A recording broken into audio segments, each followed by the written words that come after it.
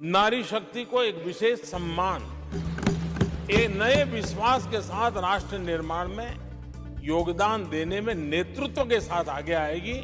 ये अपने आप में भी हमारे उज्जवल भविष्य की गारंटी बनने वाली। आखिरकार महिला आरक्षण बिल संसद में पास हो ही गया, लेकिन यह लागू कब होगा? तो पहले जान लेते हैं कि महिला आरक्षण बिल क्या है और इसका उद्देश्य क्या है। तो इस बिल का उद्देश्य लोकसभा और राज्य विधानसभाओं में महिलाओं के लिए 33% आरक्षण प्रदान करना है। यानी कि टोटल लोकसभा में 543 सीट्स हैं, तो उनमें से 33% सीट्स वुमेन्स को आरक्षित होगी। अगर हम अभी की बात करें तो प्रेजेंटली हमारे देश में 78 यानी कि 15% से कम फीमेल लोकसभा के अंदर एमपीज हैं और 86% मेल एमपीज हैं। और राज्यसभा की बात करें तो 224 सदस्यों में से 24 महिला संसद है। बिल पास होने के बाद 78 महिलाओं का आंकड़ा बढ़कर 181 हो जाएगा, मतलब लोकसभा में हर तीसरी सदस्य महिला होगी। अब बात की जाए SC ST महिलाओं की, तो उन्हें आरक्षण के अंदर ही आरक्षण मिलेगा। जैसे अभी लोकसभा में 84 सीटें SC और 47 सीटें ST के लिए आरक्षित है, तो इस कानून के अनुसार 84 SC सीटों में 33% यानी 28 सीटें SC महिलाओं के लिए आरक्षित हो जाएगी। इसी तरह 47 ST सीटों में से 16 सीटें ST महिलाओं को मिलेगी। तो टोटल 131 सीटों में से 44 सीटें ST